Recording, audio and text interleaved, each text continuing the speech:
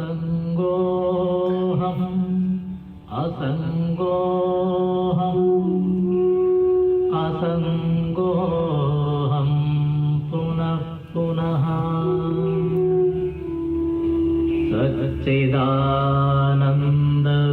सच्चिदानन्दरूपोऽहम्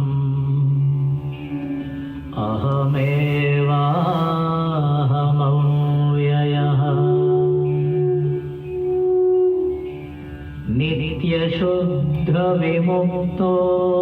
नित्यशुद्धविमुक्तोऽहम्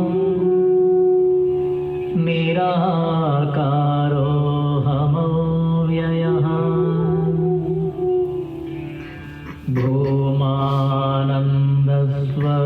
भूमानन्दस्वरूपोऽहम्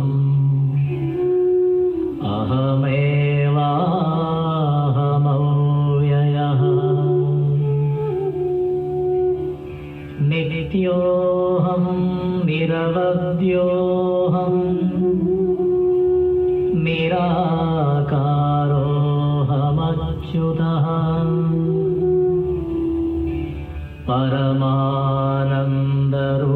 परमानन्दरूपोऽहम्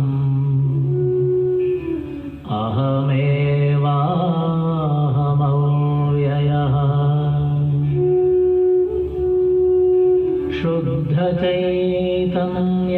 शुद्धचैतन्यरूपोऽहम् आत्मा रामोऽहमेव च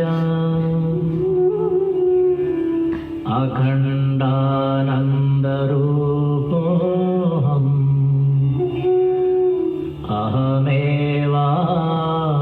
अहमेवाहमव्ययः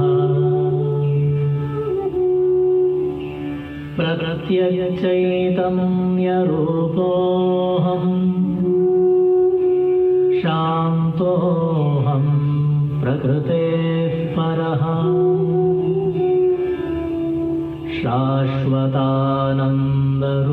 शाश्वतानन्दरूपोऽहम्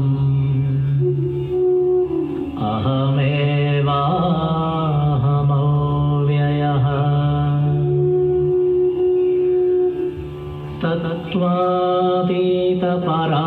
तत्त्वातीतपरात्माहम् मध्यातीतः परशिवः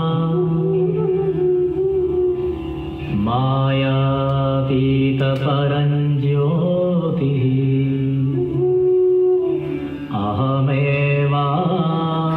अहमेवाहमव्ययः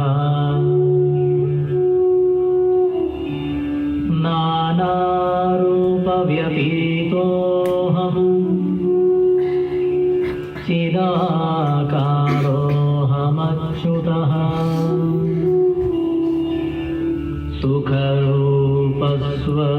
सुखरूपस्वरूपोऽहम्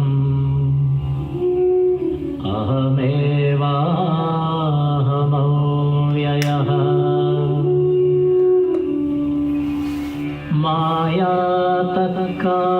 मायातत्कार्यदेहादि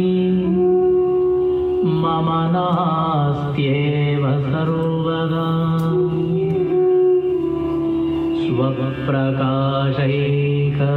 स्वप्रकाशैकरूपोऽहम्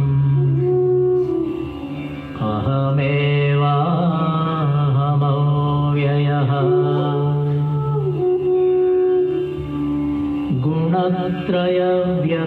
गुणत्रयव्यतीतोऽहम् ब्रह्मादीनां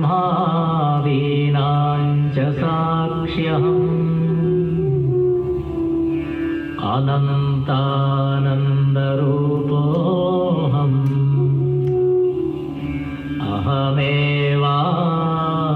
अहमेवाहमव्ययः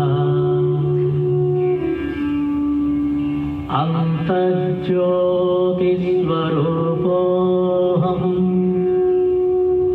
कूटस्थसर्वभूस्म्यहम्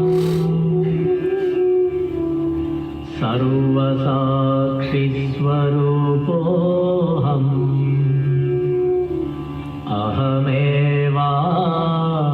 अहमेवाहमव्ययः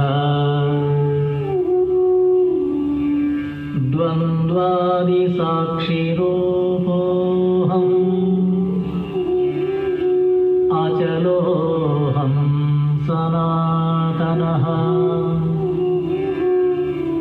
सर्वसाक्षिस्वरूपोऽहम्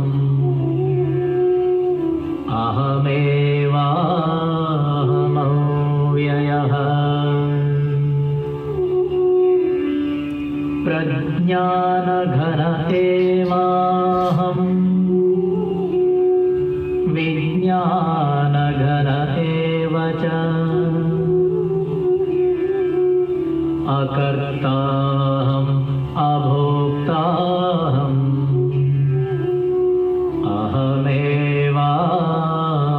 अहमेवाहमव्ययः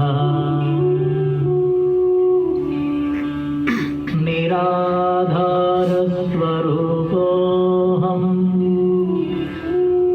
सर्वाधारोऽहमेव च आप्तकामस्वरूपोऽहम्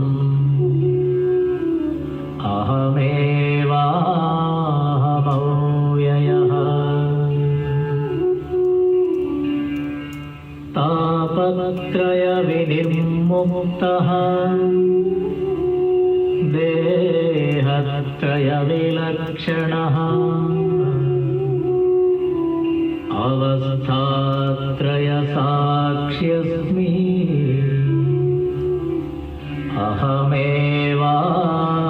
अहमेवाहमव्ययः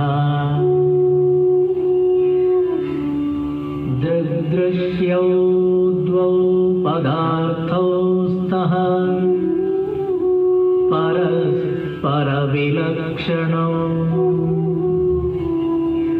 दृग्ब्रह्मदृश्यं मायेति सर्ववेदान्तडिण्डिमः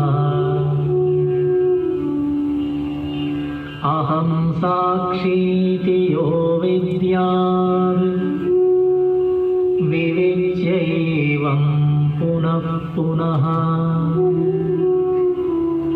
स एव मुक्तः स विद्वान् इति वेदान्तडिण्डिमः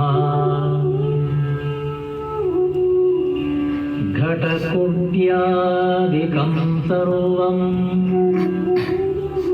मृत्तिकामात्रमेव च तद्वद्ब्रह्म जगत्सर्वम् इति वेदान्तडिण्डिमः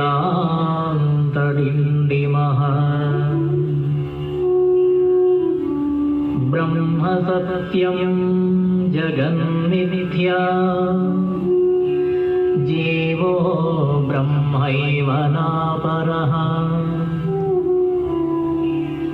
अनेन वेद्यं सच्छास्त्रम् इति वेदान्तडिण्डिमः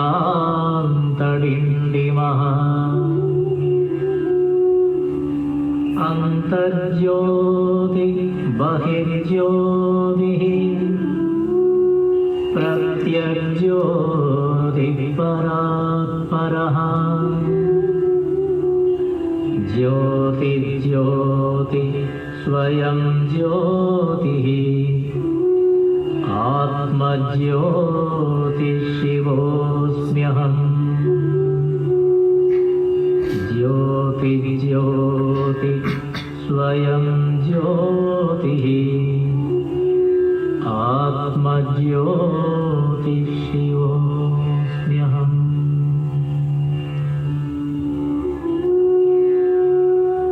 मुझे शर्म आ रही है, मैं हेल्प कर।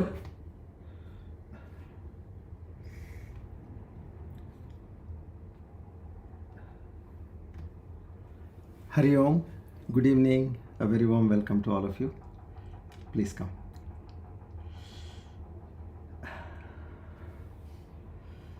Let's invoke the power of joint prayers together.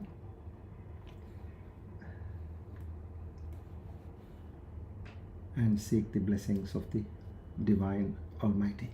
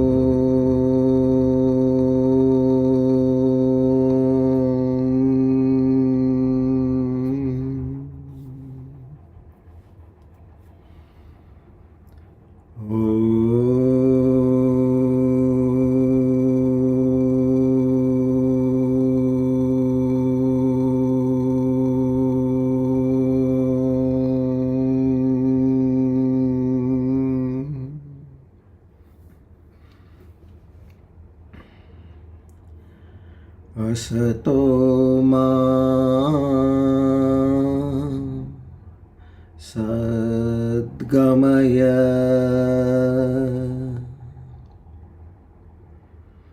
तमसो मा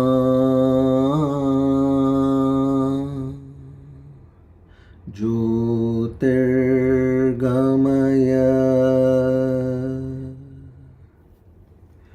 मृत्योर्मा अमृतं गमय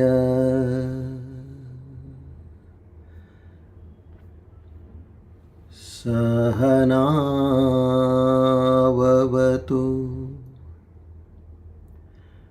सहनो भुनक्तु सह वीर्यङ्कर वावहै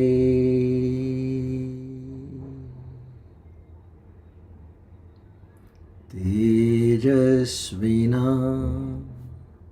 वधीतमस्तु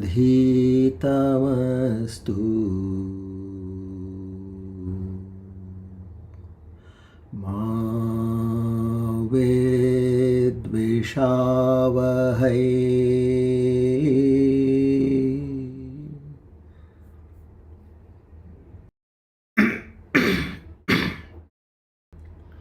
ॐ शान्ति शान्ति शान्तिः हरि ओम तत्सत् श्री चिन्मय सद्गुरवे नमः। O Lord the Almighty, the Omniscient, the Omnipotent, the Omnipresent, who also has the divine names Dasharya and Satvatampati, to such a Supreme Almighty, together with Shraddha, Bhakti and Prapatti, we offer our humblemost salutations. See, while you're listening to this, ensure that you emote those emotions and feelings within yourself. Then only it can take you to the highest level. That basic perceptionary understanding is different. Now we have to raise ourselves. All this has to be with that highest level of devotion in our hearts. So whatever is said has to be felt, experienced. Then you will be progressing much faster.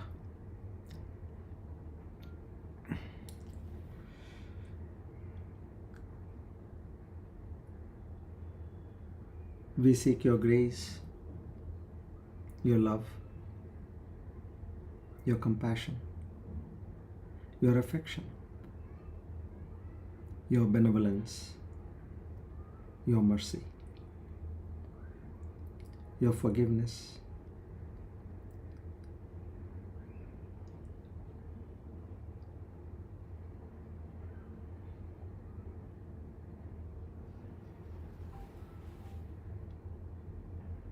we beseech in you to grant us with the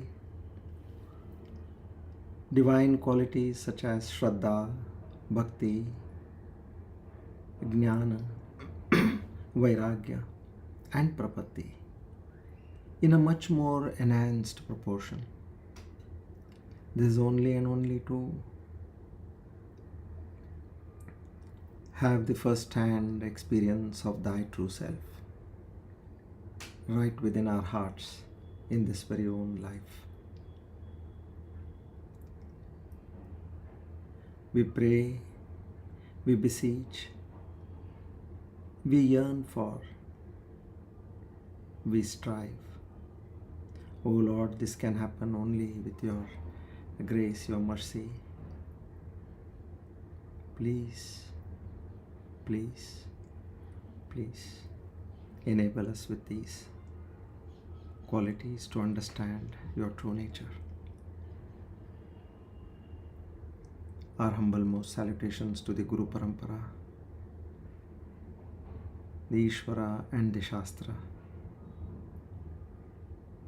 for having given us this rarest of the rare opportunities to pursue the spiritual knowledge. We once again seek your guidance and constant help on this path. Om Tat Sat.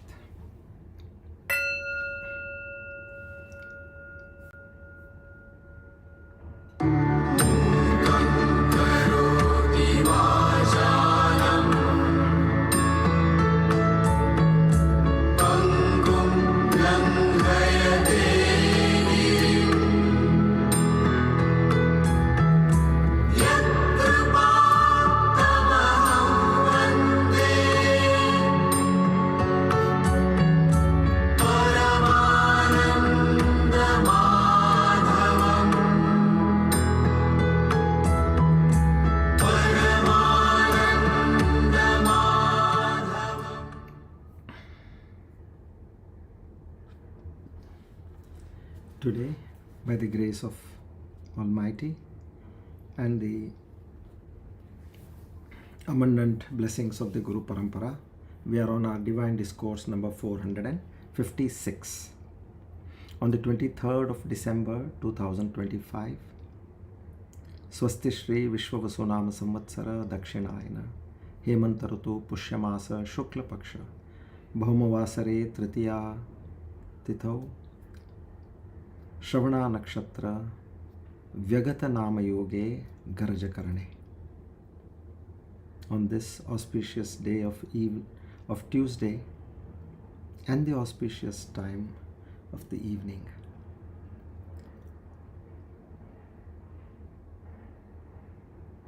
we reclaim our vow, Naham Karta Hari Karta Hari Preranaya Hari Prityartha.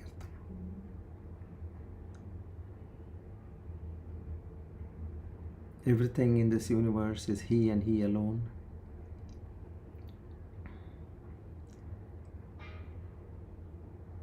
This is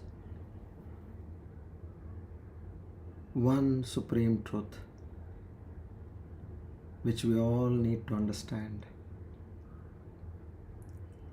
That isness, that consciousness is appearing in various forms and names. Being established in this truth can take one out of the cycle of births and deaths. May the Lord give us this understanding to be firmly established in this truth. Our salutations once again to the Guru Parampara. Om Tat Sat. Today we are on our Aparoksha Anubhuti, episode 43.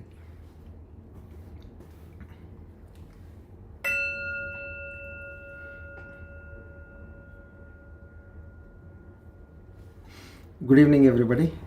Once again, a warm welcome to all of you.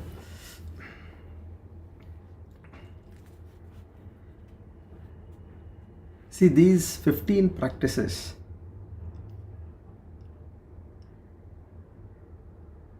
what Bhagavan Shankaracharya is teaching us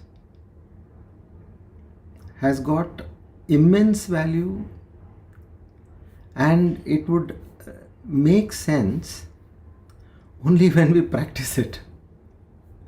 If we don't practice, then it has got no meaning at all. Let's be very vocal about this. You might have understood this to the very core, but if you are not realizing it, or if you are not experiencing it, then it will be a fatal situation. So for that reason, now I would just like to prepare one's mind.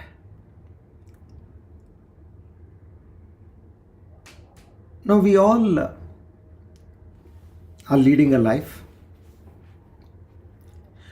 which is full of ups and downs. Sometimes favorable, sometimes unfavorable, and mostly unfavorable. And then we realize that eventually a matured soul will realize, what is this life for? Is this that for that short, small pleasure somewhere I get here and there? I have to undergo so much of turmoil? And I do not know what my next birth is going to be. Maybe by the computation you have got a human birth now, but thereafter what kind of a birth you will have? An insect, a worm, an animal, or a much more degraded birth. And then you come to realize that there is a way out. And that can be possible only when you are in a human birth, which we have learnt about this again and again. Now I'm just trying to refresh your memory on that. You might have been the worst sinner ever. But even Lord Krishna says that if you are a sinner and you take refuge in me, I will call you a sage. He says that, I call you a sage. Once a person goes to Sri Ramakrishna and it's a kind of a confession. He goes there and tells him, see, I have no fear in telling you the truth. I have been such a person where I have committed the unimaginable wrong deeds in my life. You cannot even think the worst grade wrong actions I have done in my life. So Sri Ramakrishna says, then see, for all your wrong actions, you have your karma mounting. And we don't know how much is there as the Sanchita karma. Sanchita karma is all that accumulated. Sanchita means well collected. Accumulated karma over the past several billions and billions of life. Now you get one life and a small portion of it comes as prarabdha. Okay, this is how the working of the cosmos is. Now, again I've added so much of bad karma to it, which means my Sanchita has further grown bigger. Then what will be the fate? Now, is there a possibility where I can do something about it? Because I've got such a huge mountain of bad karma. And as the saying goes, Bhuktam kshiyate janma koti bihi. Your Sanchita karma, which you have to your account, Bhuktam kshiyate, you have to enjoy and suffer. If you have done good deeds, you get enjoyment. And if you have done bad deeds, you will suffer. Bhuktam kshiyate, meaning it will only get reduced or evaporated. How? Over a period of janma koti bihi, crores and crores of lives. So there is no way out. That is what is the primary structure of the creation. And when will it happen? When the entire universe dissolves. No, that is going to be again that where we go up to that billions and billions of lives. Okay, so then he says to Sri Ramakrishna, then what is the way out with me with such a big mountain of bad karma? Then Sri Ramakrishna tells him, look, there is one very unique way of getting out of this. Just like you are saying you have a mountain of bad karma, Imagine there is a mountain of cotton. You take one matchstick, fire it and throw it at that mountain of cotton. The whole mountain of cotton will become ash. It will get burnt down. He says, okay, that is for the mountain of cotton, fine. But what about how can I burn my karma? Sanchita, all that is there. He says, by Atma Jnana.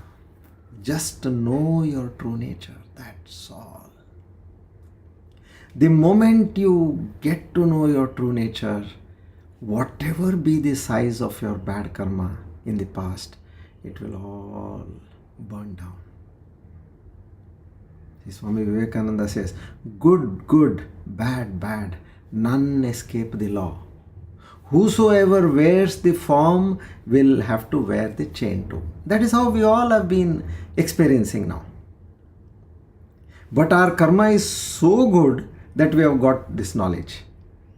Now, having got this, if you are pretending to learn this, or if you are doing it by the way, then we are really to be pardoned. We are missing a golden opportunity. So don't ever do this as a secondary thing. Bring this top priority. See, we are all grahasthas. We have our family responsibility, but to whatever extent possible, give this the first priority. Then only it will start entering your mind. If this is the simplest trick, if you have given it that priority, you will see how magic happens. And don't think that by giving this a priority or other works will get disturbed or they may go into a bad shape. No, God is there to take care of it. He says, I will take care of your work. Don't worry about it. But you surrender to me. So this way, this is one very neat and clean way of clearing all our infinite debts, you can say, bad karma. So I am just giving you a preface so that we know why and where we are going. Okay. This makes complete business sense for me actually. Now, here I would like to bring one more aspect before you. What Bhagavan Shankaracharya is trying to tell us here is, see, he is giving a particular technique, but there is an inner meaning to it. And how we understand the inner meaning is based on the interpreter. Like you have different commentaries which are explaining these inner meanings. So now based on that, if we get the hold of this inner meaning, one inner meaning, there may be several people talking in several ways, but one precise meaning if you get, then that is good enough to take us to the shore. So I'll just give you, like for example, we all have heard of Varanasi. Okay. Varanasi, what we know as per the Hindu scriptures, he who dies in Varanasi goes to attains mukti, isn't it? We have heard this. Now, lot of people, in fact, there is one place known as Mukti Dham over there, where everybody goes there and they wait for their death. And their understanding is, if I die in Varanasi, meaning I have gone, I will get mukti. See, that is the superficial meaning. What the sages, the rishis really meant was, now Varna in the ancient language of Sanskrit means your eyebrows and Nashi means your nose. So where your nose and the eyebrows meet, that is your third eye. Where your eyebrows and your nose meet. So now he who lives there in Varanasi, not in the town called Varanasi, he who lives there in that third eye, which is the Agnya Chakra, he gets moksha.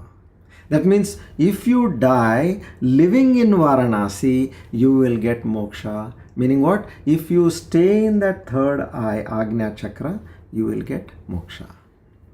So what one has to do for this? Primarily it is, we know what all the lower chakras are. The lower chakras are nothing but about food, about protection, about sex, about pleasures and your security, and then slowly your power games and things like that. It says rise above all that. Slowly come above from your Mooladhara, Swadhisthana. That way you keep slowly coming up, and from Anahata then you come to Vishuddhi Chakra. Now you have cleared all the 5 basic chakras. Then land up in the Agnya Chakra and be established over there. This Agnya Chakra is the eye of knowledge. So that is your Varanasi. You don't have to go to that place Varanasi. So that way, all these have got that inner meaning. So we need to understand what is the meaning behind this profound word. Then you are able to reach your goal. Okay. So in this context, now I once again will take you, on a revision from 102, where we start the technique part starts. I'll just give you a brief about that so that you are in line with what we're doing, and catch hold of these techniques and bring it into your practice. That is extremely important. And everywhere what Bhagavan Shankaracharya is telling is, he again and again goes back to that one point, which is Satchit Ananda. Existence, consciousness. Existence, consciousness. That's all. Brahman, Brahman, Brahman. However you do it, he will finally go to that point. Now, these routine things, whatever he is prescribing for us, how do I reach that final goal? See, it's so scientifically designed. So we have to now get on to that understanding. So now what 102 says, this absolute Atman, that being pure existence, being pure consciousness, now it says, it actually dodges realization if you do not do that unwavering abhyasa of that practice. So if at all you are aspiring for jnana, you must immerse in that prolonged dhyana upon that Brahman. If at all you want to achieve the supreme goal. And now this verse further stresses on that intellectual, that mere intellectual grasp is not sufficient. Oh, I have understood this. What is there is very clear. You are able to write beautifully well. And then you can even write poetically also. That is that intellectual grasp. But he says only with that persistent meditation. Then only your veil of ignorance will be lifted. So practice here is the bridge from effortful seeking to effortless abiding in the Brahman, or in the self, or in the Atman. Got it? So you have to go into that effortless state. Now while you are practicing, you need effort. But from the state of effort during practice, slip to a state of being effortless. So you are actually in a state of stress-free living. This is the immediate effect what you get in your daily life. Now 103, he talks about these progressive 15 steps. Yama, Niyama. Yama is sense control. Niyama, mind control. Tyaga, renunciation. Mauna, silence. Now we have done up till here. Desha, place. Kala, time. Asana, posture. Moola bandha, that is the root lock. Deha samyama, he talks about that body equipoise. Drikstiti, the gaze fixation. Then prana samyamama, the vital force, that is the pranayama control. Pratyahara, sense withdrawal. Dharana, concentration. Dhyana, meditation. Then he speaks about samadhi, absorption. So now all these paths, they are actually sequential, one after the other. They make a beautiful progress, to take you to the higher planes. So like each one is building up to refine that seeker's mind. So, but this demands complete discipline, where you are starting from that external restraints. See, everything is good, in this world. Somebody invites you here and for a nice party, or let's go for a movie, let's go for a hangout here and there. So these are all nice things. What is not good? Going out with friends is the best thing, or with your family, with your near and dear ones. But now again, what happens? What do you achieve in doing that? You are on a path. Try to cut down as much as possible. Only what you cannot cut down, you have to heed to it. But otherwise, which is, if it is just okay for the fun, then for the fun's sake, meaning okay, there you can take a step back. And I tell you, society does not matter. Now in this subsequent shlokas, I'll explain to you. I'll give you examples. I'll give you my own example, how when you retrieve from the world, what is that outcome? It is mind staggering.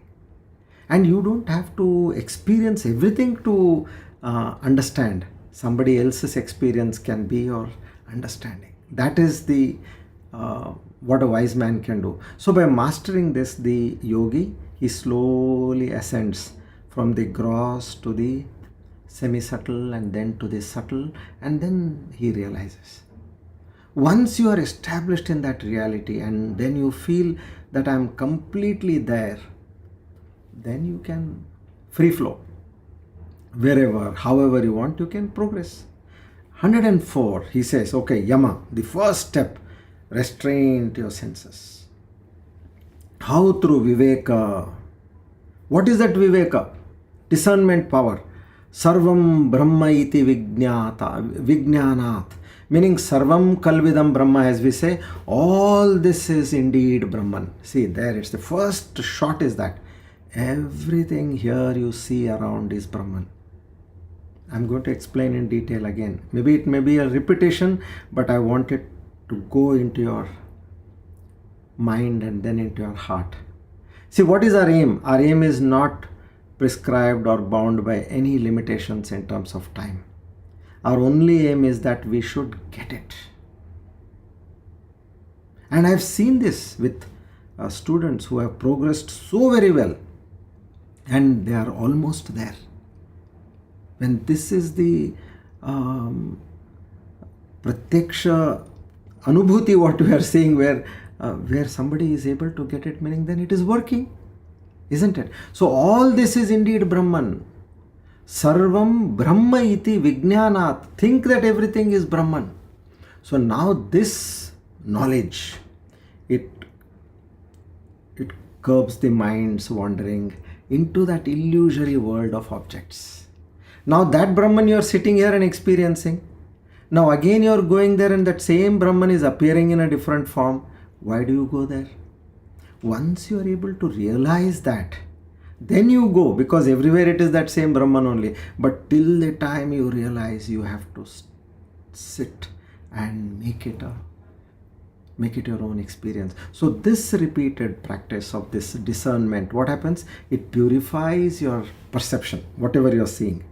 Then it turns the sensory inputs into pointers. Anything I see, I should be able to see it as Sarvam Kalvidam Brahma. So one reality. So this yama, it transforms that bondage what we have into freedom. It anchors us. Just like you have a Google map which is anchoring our movement. So this thought itself, yama, should be like a Google map which is constantly anchoring what? Your unwavering awareness of this supreme truth. Yama. Okay, how your senses are now controlled. Now move to 105, niyama. Now here it is again that yama is senses, niyama is mind. Okay, uninterrupted flow of that single thought of Brahman in the mind. See, when your perceptions, what feeds up mind? Perceptions feed your mind. What is the mind feeding now? Mind is feeding that everything is Brahman outside. So, the perceptions are feeding your Gnanendriya, senses. Now, all that sensory input, it is sending to your mind that same thought on Brahman only. Outside Brahman, now in the mind Brahman. Apart from this, there are distractions and there are mental modifications which we call as vrittis, phalavritti. Now, this sort of focused mental discipline, understand this. If you start practicing, it is again practice. You forget it and you go into some worldly thought, you are gone. But again pray to the Lord. Oh Lord, this cannot happen without your grace. It is you who are the doer. I am nobody here. Forget about yourself. Anything comes to your mind, just say one word, neti, neti. Not this, not this. That is one, I can say, Brahmastra for everything. Anything not this within your mind. I am not this thought. I am not this emotion. I am not this perception. I am not this person. Everything is neti, neti. So this kind of a mental discipline, that will take you to that supreme ananda, which is beyond the sensory pleasures. And I'll tell you, you will not miss anything. You might have seen your friends, your so-called near and dear ones, they might have gone, enjoyed and come, fine. But their enjoyment is after depleting the senses. You go and see a movie and come, you sometimes have a slight headache, or sometimes you feel heavy, sometimes you feel exhausted. Why? Because your senses are drained. And it needs effort also. There, while you are there, you may be getting some pleasure, but a person who is in this knowledge, he is getting that pleasure much, much beyond, and with absolute freshness. So in this practice lies that secret of inner bliss, where the meditator, because now it's related to the mind, the meditator becomes one with the what is meditated upon. You're seeing now the difference? From the perceptions, now you come to the mind. And now the meditator, and on what he is meditating, they both become one. In the niyama. Okay? From the senses, from the mind, now you come to tyaga. What is renunciation? Now this is one thing for our grahasthas is important. Tyaga is primarily not looking at what you can actually see, the world. You are perceiving this universe with an overall understanding that again come back to the same principle. Now when you have covered it with your senses and your mind, there cannot be anything else. It is just the same cloth in different colors. So it is that all pervading conscious Atman. Now this inner surrender, it immediately liberates from the grip of Maya. Don't forget, we are all under the grip of Maya. So what they say is, the great sages, they say this is the direct path to moksha, free from rituals or possessions. Now 106, it is what use? Sadhya uses that word. Sadhyo mokshamayo yataha. Sadhyo means immediate.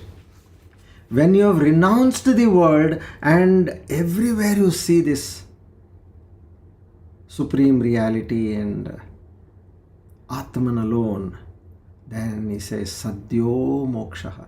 You don't have to even give up this body, or you don't have to even breathe your last to experience moksha. It is that Jivan Mukti, liberation while living.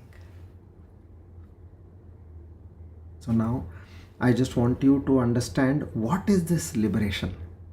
How can I liberate, meaning do this tyaga? Okay, I had told you about this 4-step process between a pot and clay. How do I see the world as Brahman and Brahman alone? How can I say a tree is Brahman? How can I say that a person is Brahman? That too is not good at all. How can I say a dog is Brahman? So come to the basics now. We should understand this. Okay. Now, for example, if you are a sage, a monk, Renounce a pot meaning what? You have a pot. We say you renounce the pot. You take the pot and throw it. That's it.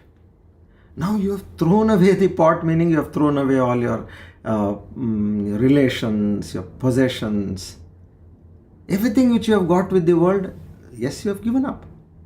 But now we are in Grahasthashram. How can I renounce? So what he says is, come, I'll help you.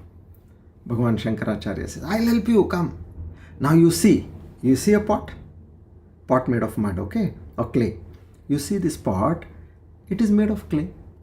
And then what you understand is, okay, now this pot which is made of clay, which means there is clay which is the material cause, and there is a pot which is the effect. Very simple. If you want to get established in this Brahman concept, understand this. And I would tell you, you have to listen to this 100 times, make by heart it, and make it your own self-knowledge. Then you will be able to see the world as what Bhagavan Shankaracharya is telling us to see. You have a shirt, okay? Now that shirt is a cotton shirt. What is the cause of that cotton shirt? Cotton. What is the effect of that cotton? A shirt. So that way, clay is the cause, which is the karana, and parinama is the pot. This is the first step. Now go deeper. Take the pot in your hand. You know that this pot is karana, clay is parinama. Now take that pot and you ask a question to yourself, where is clay? Let me see I can see a beautiful pot over here. What is it they are talking? There is clay. I can see a beautiful world over here. Tell me, where is Brahman here? That way. Pot is like the world and clay is like Brahman. Show me Brahman in this world. So look at the pot for where is clay. And then slowly you see you are touching the outer surface, clay. You are touching the bottom. Yeah, this is also clay. Then you put your hand inside and you touch and see, oh, this is also clay. So everywhere in all the 12 directions you see, it is clay and clay alone. Okay. Oh, I see. This is clay. Then you come to the realization that actually, if I understand in the true sense, there is no pot, but there is only clay. Apart from the clay, there is no pot. Is there anything wrong in saying this? Use your logic. Use your intellect. Use your common sense. In a pot, is there anything apart from a clay? In this world, is there anything apart from the Panchabhutas or apart from the atom? Wherein that atom you have the God's particle. So now, stage 4 you come and you now say, look at you when you examine both these words, Karana and Parinama. Then you understand you are actually using two different words. Isn't it? What are these two different words? There are only two different words. There are no two different things. Like, what is the meaning? Like, for example, I have a pen or pencil over here and I have a mobile over here. Now these are two different things. And these two different things have got two different names, two different forms, and then two different purpose also. What I can do with the pencil, I cannot do with my mobile, and what I can do with the mobile, I cannot do with the pencil. So Nama Rupa Vyavahara, name, form and use, transaction. So now you understand, oh, so this insight of the pot which I get, I understand that there is nothing but clay. And this understanding, that actually means renunciation of the pot. Knowing that everything in this world, when carefully examined, it means finally at that atomic level, molecular level, subatomic level, everywhere it is that God particle alone. This has to go into our mind, and for that you need to do nididhyasana. When you do meditation, you have to do this. You can take this small clipping and keep listening when you are doing meditation, then switch it off and then allow that knowledge to seep in. Yes, I am looking at the world. Why am I not able to look at the world or look at Brahman? When I open my eyes, I'm not able to see Brahman. I'm able to see a tree, I'm able to see a building, I'm able to see a car, I'm able to see people, I'm able to see many other things. Where is Brahman here? Come back to that. Which is the cause and what is the effect? In the same way, now whatever is made in this world is all coming out of that cause.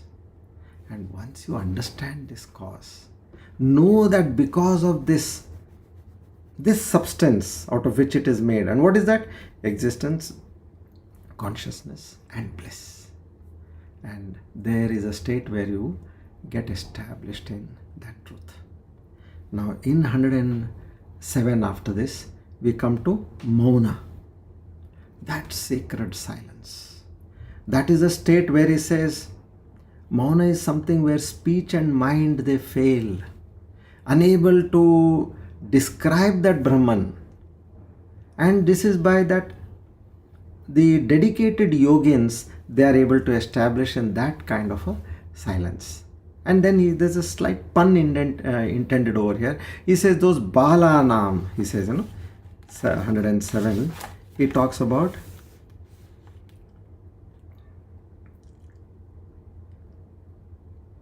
the Buddha, Bhavet Sarvada Buddha. The wise men talk on those lines. But then the Balanam Prayuktam Brahma Vidbihi. These who are still not so matured, then they have to start practicing Mauna in the literal sense.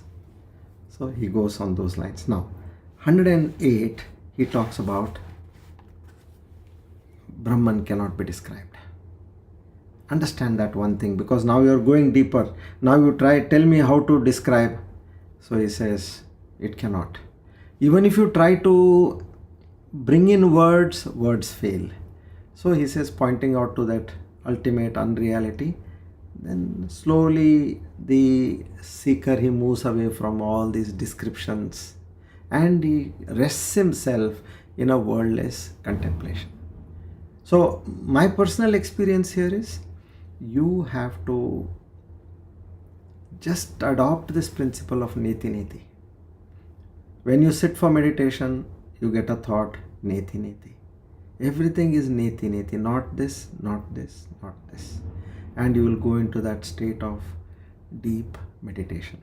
So now after that, again on Mauna, he talks about that effortless silence of the Atman, which Swabhavika, he says, without any effort, it comes to those sages and those who are on the path of realization. But for the unripe, where they say there is a prescription given, you please for a few hours in the morning or in the evening or on certain days of a week, you start practicing that Mauna, because that will eventually take you towards realization. Okay, so now with this, we move on to understanding the next verses, 110. Come.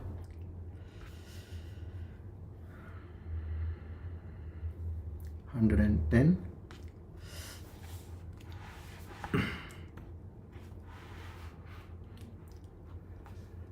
Adavante cha madhye cha jano yasminna vidyate yenadam sakalam vyaptam sadesho vijanasmritaha. I have to chant the first mantra. Shri Harim Paramanandam उपदेष्टारमीश्वरं व्यापकं सर्वलोकानां कारणं तं नमाम्यहम्.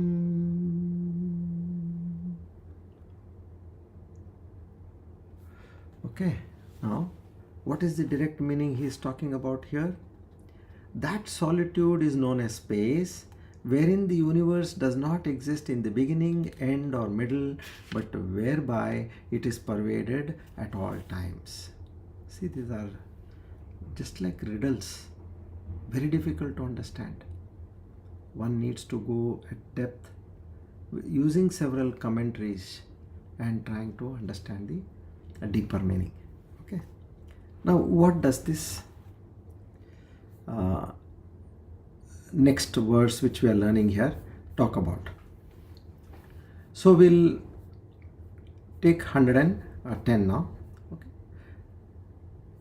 If I have to break this, it is basically talking about Adavante cha madhye cha jano yasmin vidyate yenadam sakalam vyaptam sadesho vijanas smritaha. It talks about desha. Desha literally means what? Space.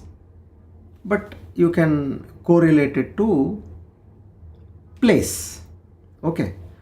So what that solitude is known as a space within the universe that does not exist in the beginning, end or middle, but whereby it is pervaded at all times. What does this mean? Let's take the first half. Adavante cha madhye cha jano yasmin vidyate.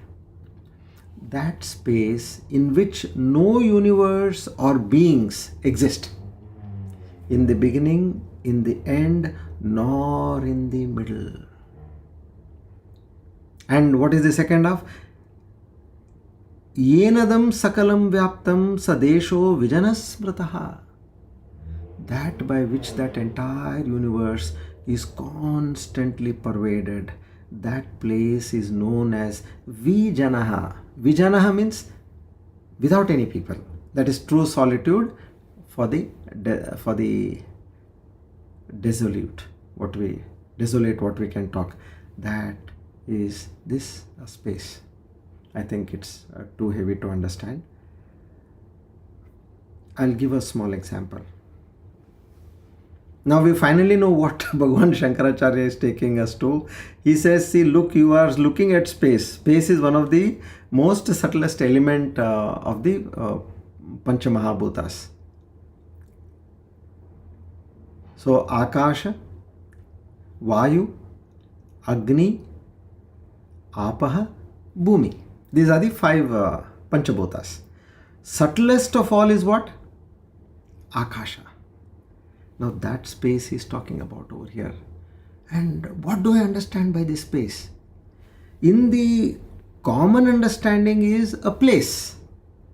If at all you want to gain that knowledge, be established in that knowledge, go to a firm solitude, place of solitude. That is what is, in the direct sense it is meant. Like for example, you go to a temple. However huddled your mind is, confused your mind is, when you go to a temple where rituals are being practiced on a regular basis with devotion and with lot of bhakti, now there you will see that automatically your mind calms down. Now that is that place, desha.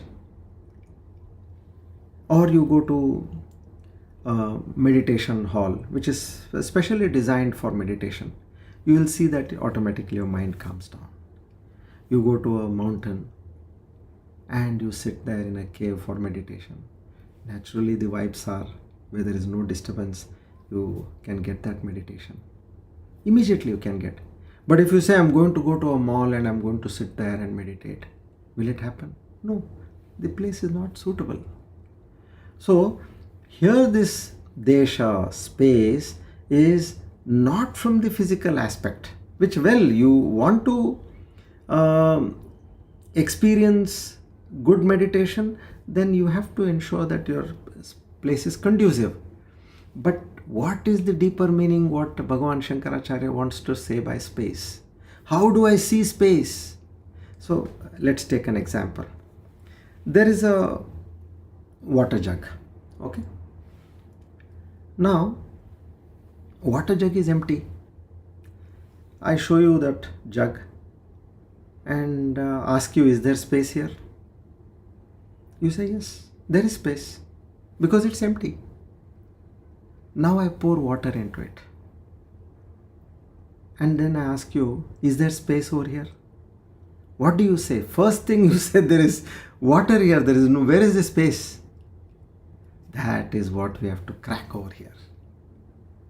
Here our attention is drawn to, immediately when you construe with your common or normal parlance or understanding, you will say there is water, but you forget to see that because there is space, there is water in it.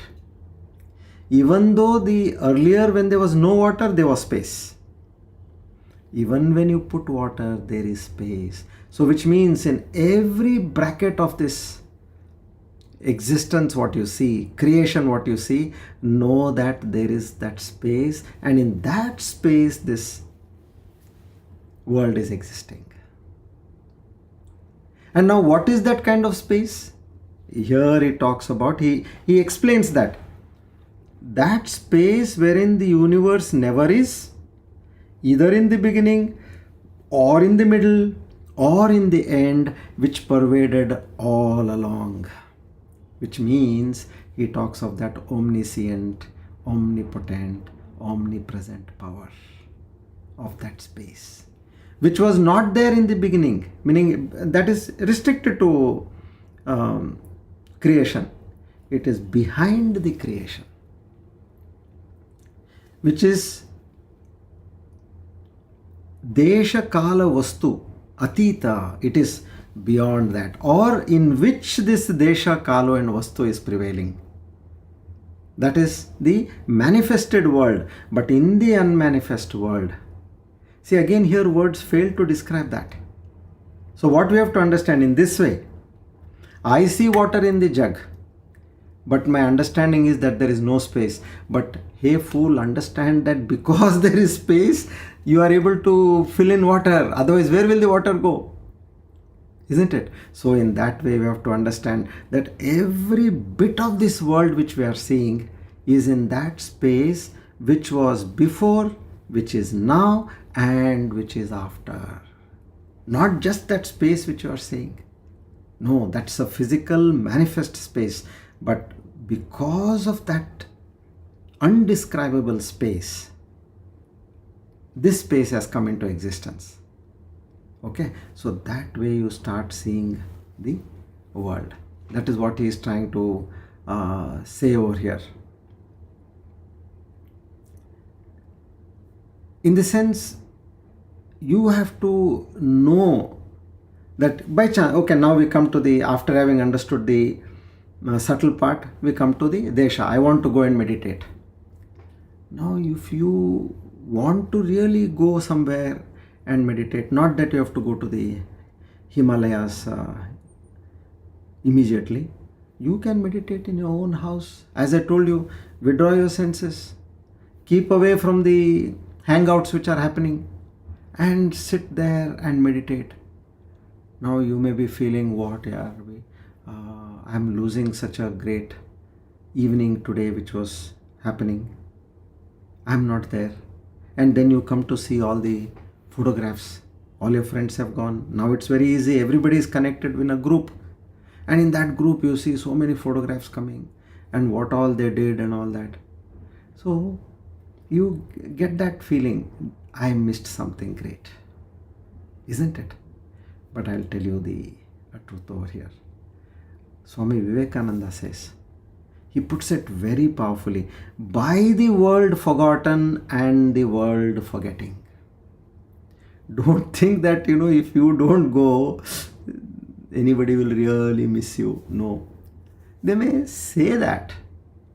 If they were really missing you, they would not have gone in the first place.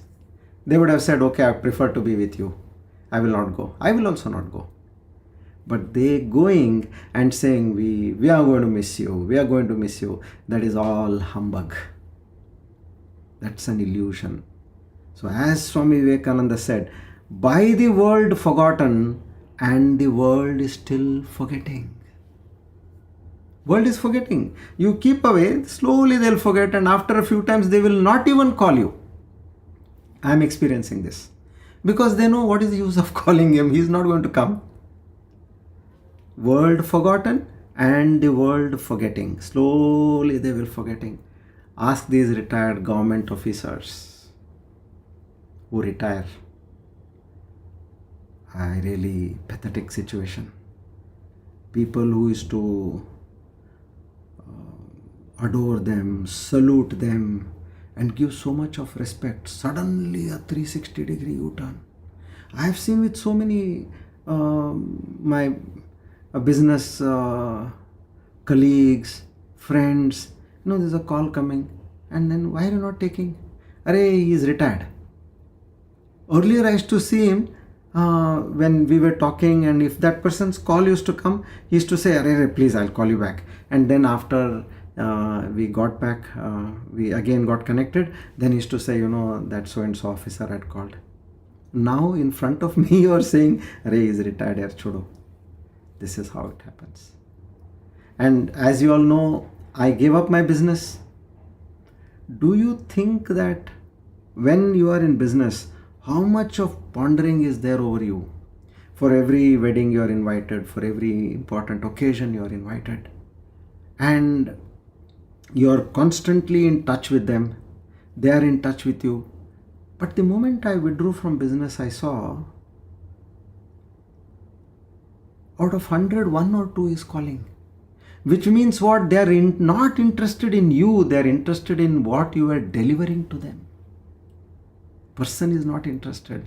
What you deliver was something which was fetching them money, was fetching them success.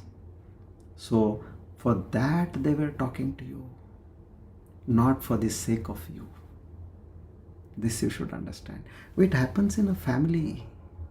When you are at the helm of affairs, everybody is around you. Now once you start, you have no income, let's say. You are working and you don't have a job. Then you slowly start losing on your health. You're not able to deliver much to the chores of the family. Then you should see how you are ignored. And one fine day you will be pushed to a corner. I have seen this with my own eyes. Who were that so vibrant women who were controlling the house, which where 40, 50, 60 people are living. Everything used to go on at their command. And when they got weak, old, they are lying on one bed and nobody is going to even talk to them. We have heard in Bhajagovindam. This is the sad state of this world. So don't think that if you don't go, anything will stop. No. So it is, you have to come to that desha, meaning seclude yourself. Why? Because again Swami Vivekananda saying, thine only is the hand that holds the rope that drags thee on. Let go thy hold, sannyasi bold. Om Tat Sat Om. He says, what you are holding to this samsara, and you are dragging yourself along with that. Don't you realize this? Why are you doing this? Let that go. Let go thy hold. Your hold, whatever you are holding, get out of it. Because what you are getting in this world, you are only getting that moments of pleasure. That's all. You could have used this for a better purpose. How much you are going to still play? If somebody, like our age, if we all sit together and we bring those toys which we were playing at the age of 5, 6, 8, 10 years old, if we get all those toys, or if we get some video games and we play, whoever sees us, they say, are they gone mad? Will they not say that? In the same way here, when you are matured enough, when you have had enough in this world, still you want to do that? These things this should come as a reckoning. Once a disciple goes to his guru and he tells him, "Oh, I am so much loaded with my family responsibilities. I am not able to handle. I come here, I listen to this pravachan, and then I want to practice something. Again, I go back and I see that there are so many responsibilities coming. One after the other, one after the other."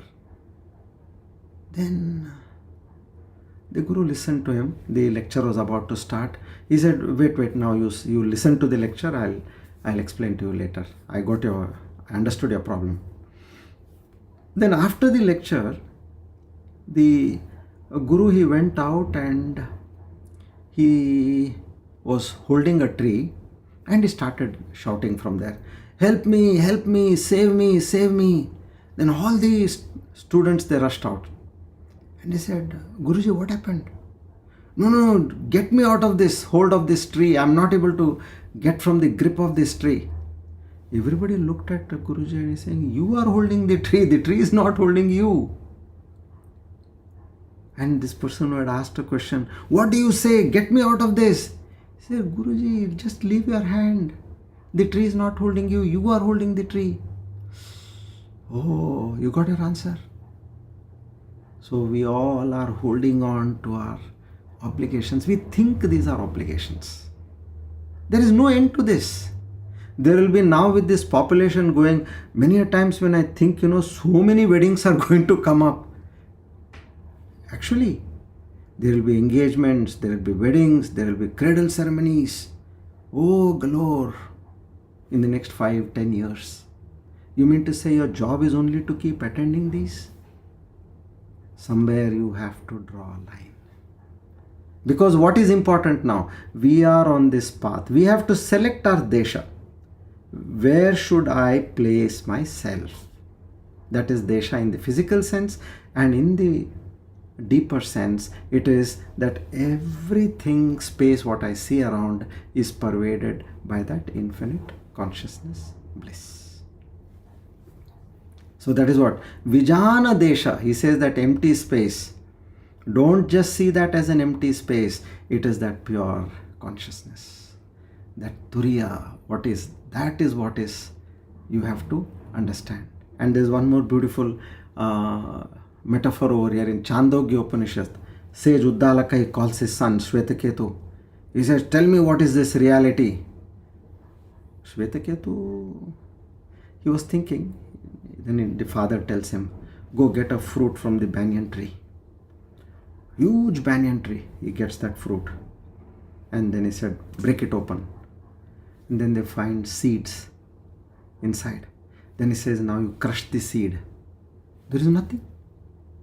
Then Uddalaka declares, that subtle essence which was there in the seed, which is invisible, empty, Vijana types, that is pervading the entire tree.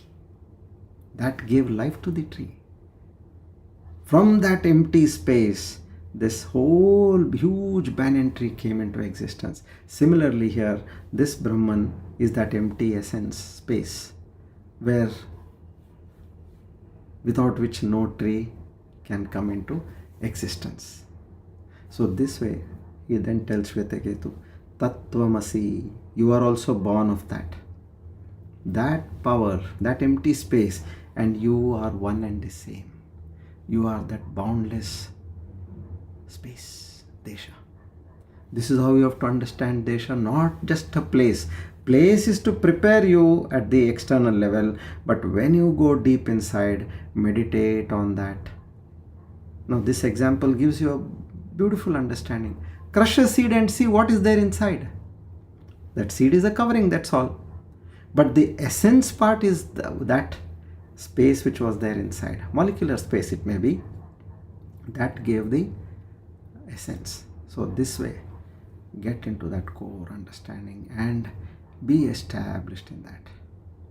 Don't do too much of thinking. First you understand and then allow that understanding to get deeper and deeper within yourself. Another example we can give is about that Akasha, Vijana, desolate, empty, where there are, let's say there are no clouds, no stars, no birds. But in the beginning, when there was no creation, nothing is there. But then when the creation happened, then in this space came the sky again, that entire universe, that pervasion happened, then the clouds come and then the birds fly. So all this happens between the unmanifest and the manifest. So you have to understand on these lines and eventually know that you don't have to run away somewhere. As again Swami Vivekananda says, he who runs away from the world to meditate and die in a Himalayan cave has missed the way. I thought that this is the best way which can happen. He has given up everything and he has gone to the cave to meditate. He has missed the way, he says. And he who plunges headlong into the foolishness, the vanities of the world, he too has missed the way. Because you're all the time you are in the vanities and foolishness of the world. So then what is the way? He says, divinize your life. See God in everything and everybody. That's all you need to do. Wherever you are, with whomever you are, whomever you see, God, if you can see God, meaning the essence of that, this desha, if you can see that, then you have understood everything in the right manner.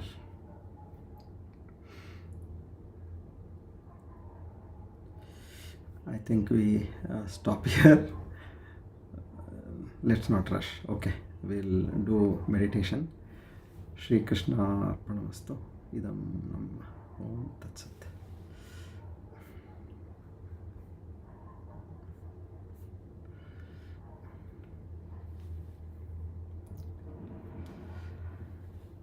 Today we take, actually today I had prepared up till 113. See where we are, we only able to do one shloka, but it doesn't matter if you are able to grasp, that is important. What are we going to achieve in terms of doing a fast track race and covering everything in a speedy manner, but which has not impacted us in the true sense? It doesn't make any meaning to us. Okay, now we do the Sri Vishnu Sahasranama Japa, verse 54, 511 and 512.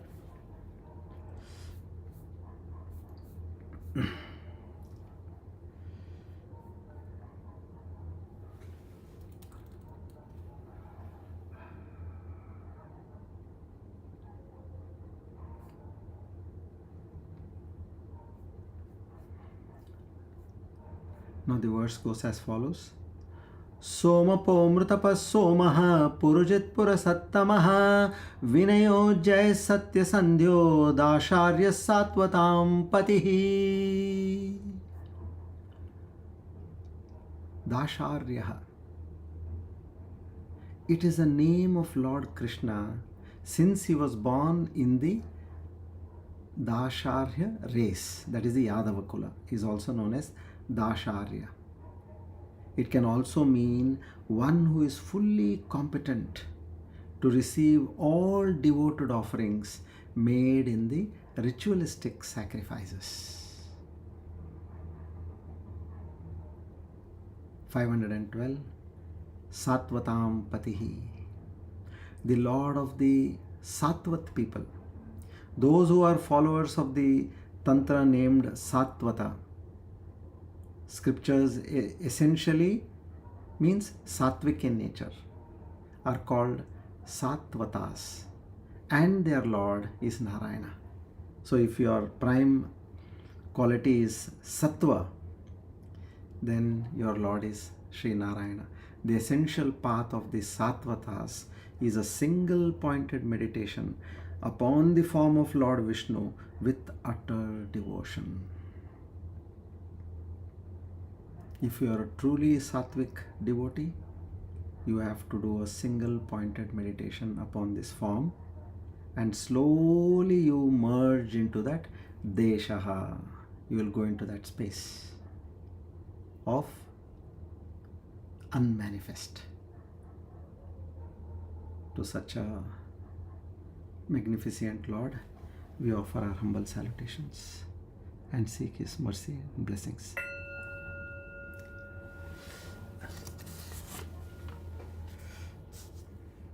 Now, primarily for good health and mind power to understand this truth, we invoke the blessings of Lord Dhanvantari.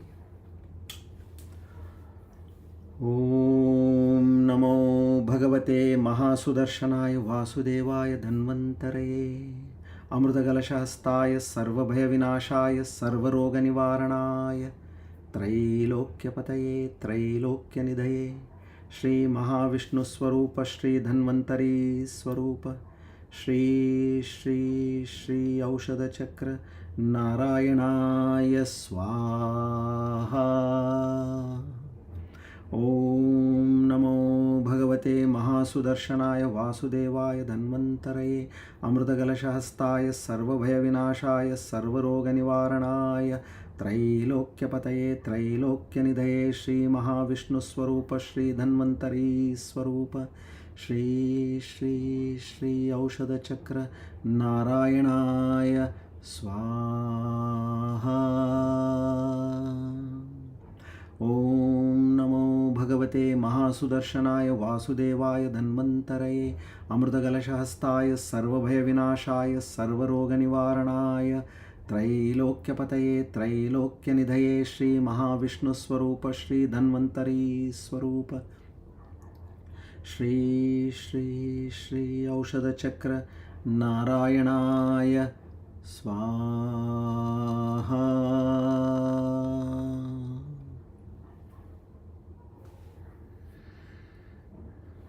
Our humble salutations to Lord Dhanvantari. Om Tat Sat.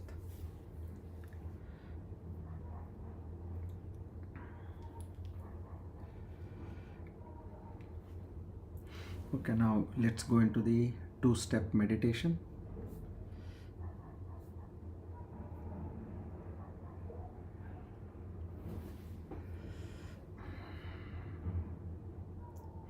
All of you sit in a relaxed position, head, neck and spine in a straight line.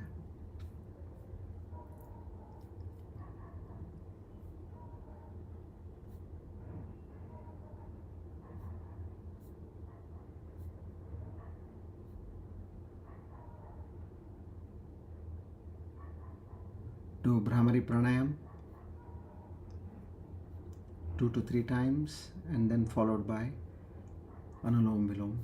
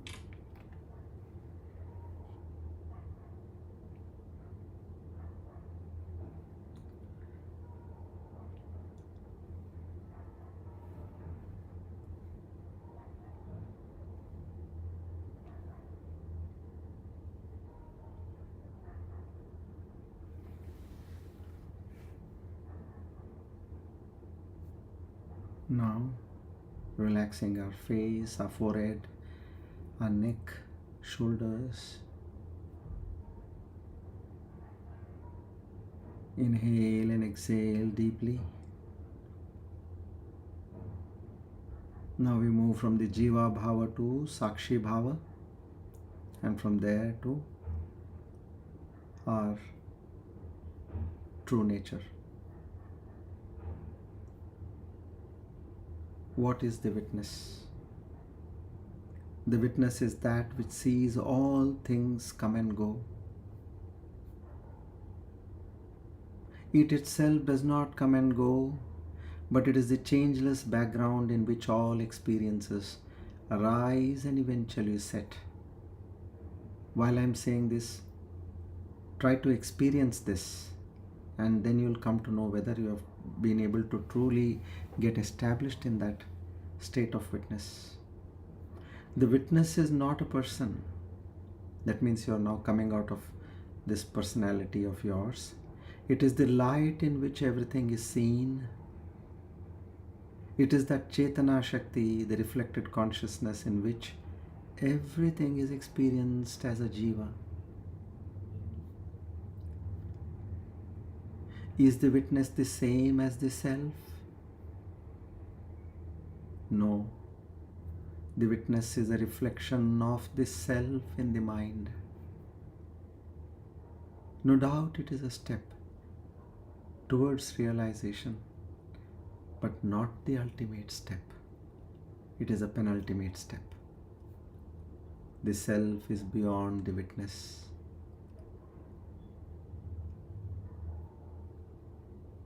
Here the self means the Paramatma, Brahman, that awareness. The self is pure awareness beyond the subject and object and the Triputi. Can the witness observe itself?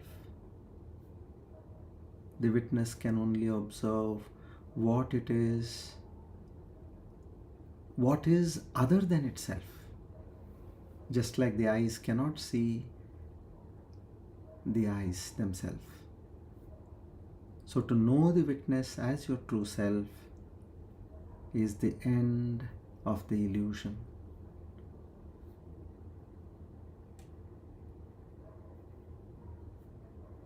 Then how do I become the witness? Now this is a good question. You don't have to become the witness. You are the witness already. Just that you have forgotten, that's all.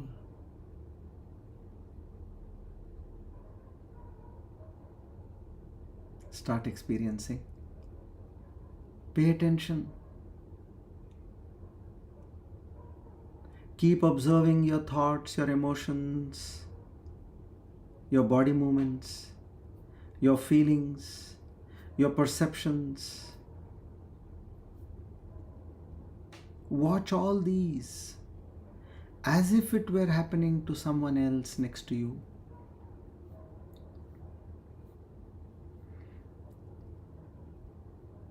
Slowly, by doing this, the false self-identification will drop naturally, which means you're not involved in the thought process, nor in the action, nor in the perception.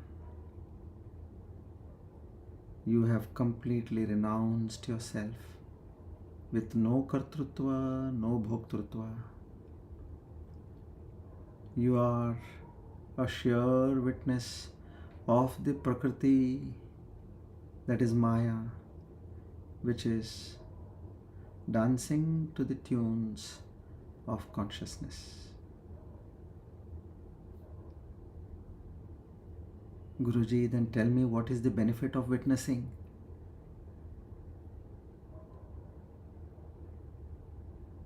The moment you become the witness, you break the self of your false ego, that ahambhava, that false identification. You start seeing things as they are, transient and superficial.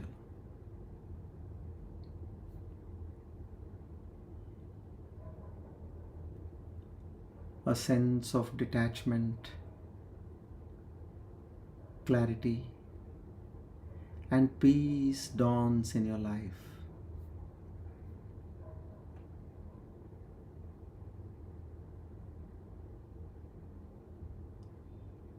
You are no longer drowned in the ups and downs of any experience because you are a sheer witness.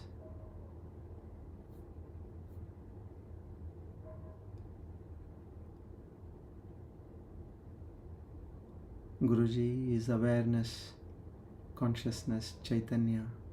Beyond this witness, yes, the witness is still a form of consciousness, which is dualistic in nature, dependent on the mind, wherein the reflected consciousness happens.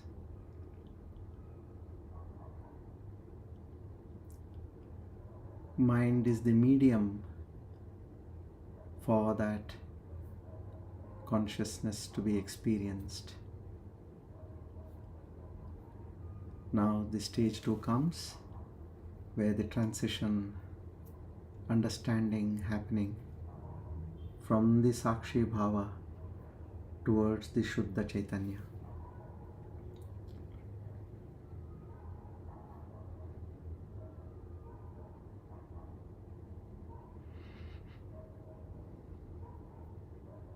But Guruji, awareness is beyond both the witness and the witnessed.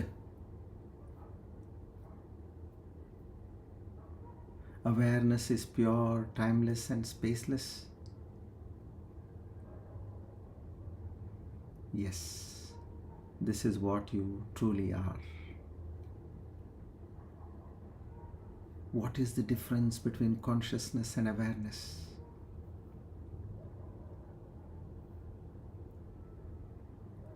Consciousness is always conscious of something.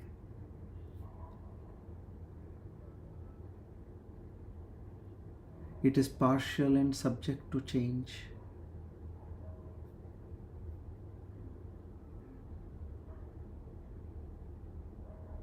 But awareness is total, changeless, silent, and ever still.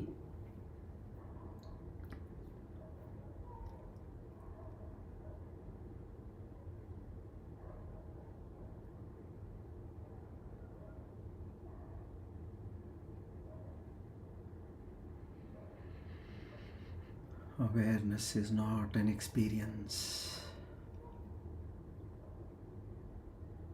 but it is the background in which all experiences appear and disappear, just like the movie screen.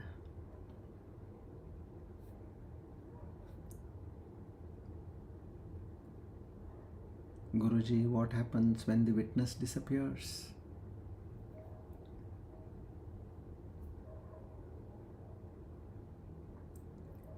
Before reaching awareness, you have that consciousness.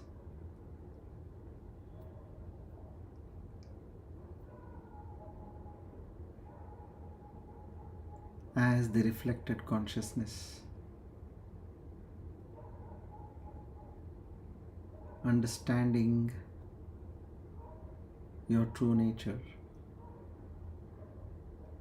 Once having understood that, then there is only awareness, pure and silent.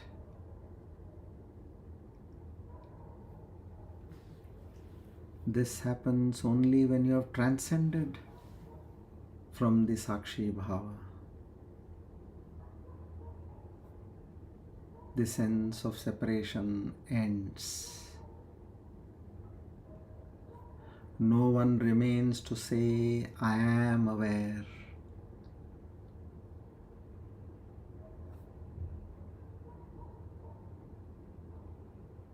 The Triputty is dissolved over here.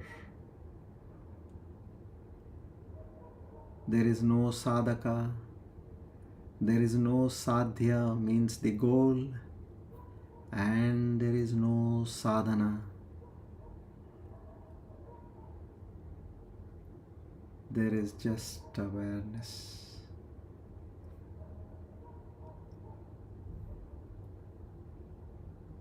This is the true self.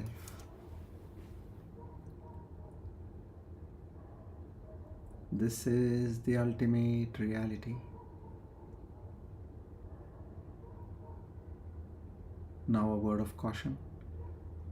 Don't try to put a finger on it and say, is this awareness? Because the scriptures clearly say, na idam chaitanyam.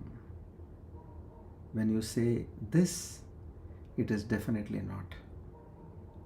So keep on saying, not this, not this, not this, till you go into a state of complete mauna, where all questions fail,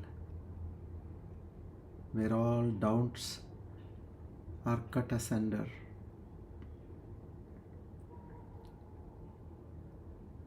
There is no questioner and there is no one to answer. There is no sadhaka and there is no sadhana. Now the students ask Guruji, can this awareness be described? No.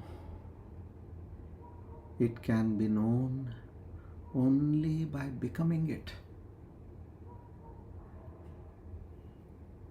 It has no attributes. How can I describe it to you? You cannot see it, but understand without it nothing can be seen or experienced. Just like in a jug of water, without space, water cannot be put in the jug. So know that behind everything there is space. Our limitation is only up to the extent of the thing, the object, but we fail to understand that space. Just go one step back and see. Everything is present only because of that space, and that space has been there even before the creation, during the creation, and will be there even after the creation.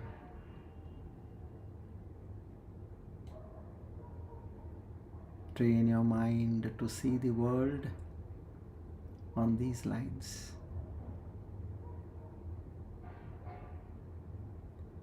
Don't get stuck at the ephemeral aspect of the world.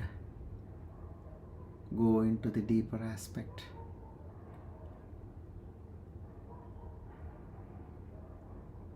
Just like in the common world, you know somebody, you know his true nature. Let's say you know somebody is a cheat, but when he's talking outside, he appears to be a gentleman.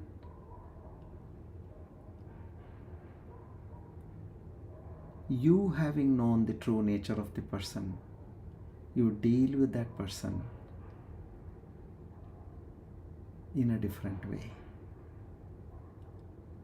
You don't get into the grip of that person because you know the truth. In the same way, know that the truth is that ultimate reality behind everything you perceive in this world. Stay in that supreme truth and deal with the world.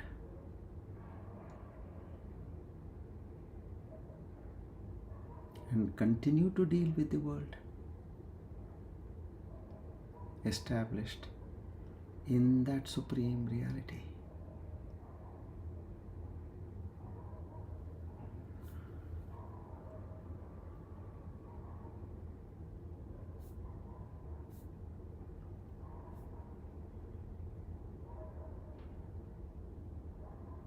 Om Purnamada Purnamidam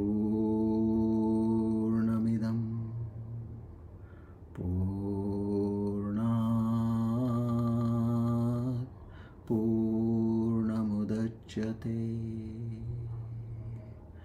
Purnasya Purnamadaya Purnamevavashishyate. Om Shanti Shanti Shantihi. Hari Om Tat Sat. Shri Chinmaya Sadgurave Namaha.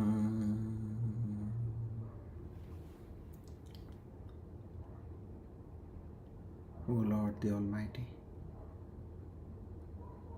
together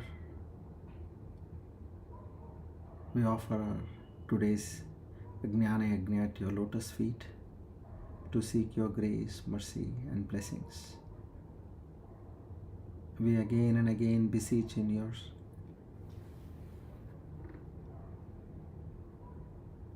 kindness self to take us on this path with undeterred devotion and faith. Om Tat Sat.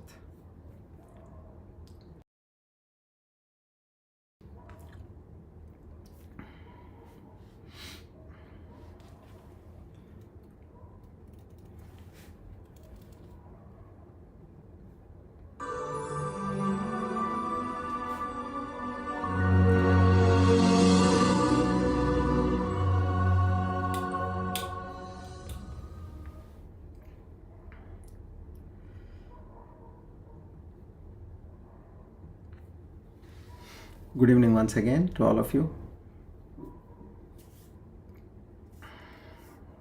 If you all have any questions, please don't keep them to yourself. You can put it on the group or you can send it to us. We'll try to answer them, because now is a time where we should not go ahead with any questions. We have to be completely devoid of questions as we are moving ahead, because still we are learning. Okay. So let's meet next week. I think next week, we are still within 25. Okay. Hari Om. Shri Krishna Arpanamastu.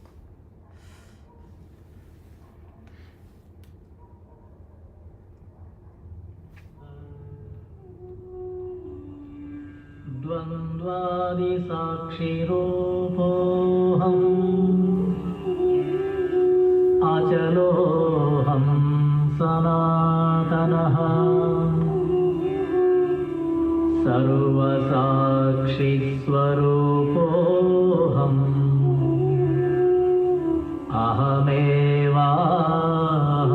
अहमेवाहमव्ययः प्रज्ञानघन एवाहम् विज्ञानघन एव च अकर्ताहम् अभोक्ताहम् अहमेवाहमव्ययः निराधारस्वरूपोऽहम् सर्वाधारोऽहमेव च आप्तकामस्वरूपोऽहम्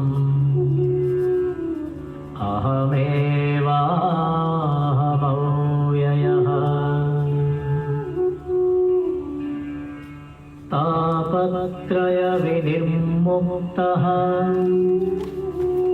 देहत्रयविलक्षणः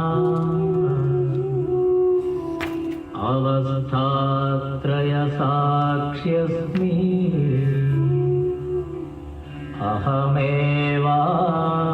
अहमेवाहमव्ययः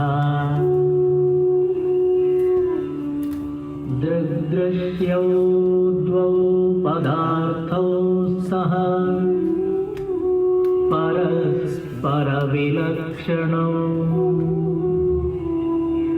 दृग्ब्रह्मदृश्यं मायेति सर्ववेदान्तडिण्डिमः अहं साक्षीति यो विद्यात् विविच्यैवं पुनः पुनः स एव मुक्तः स विद्वान् इति वेदान्तडिण्डिमः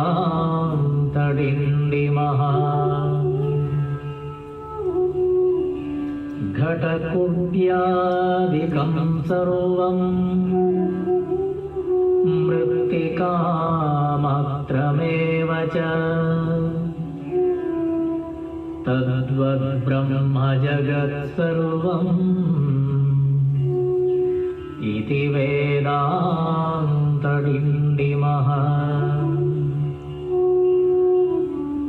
ब्रह्म सत्यं जगन्मिथ्या जीवो ब्रह्मैव नापरः अनेन वेद्यं सच्छास्त्रम् इति वेदान्तडिण्डिमः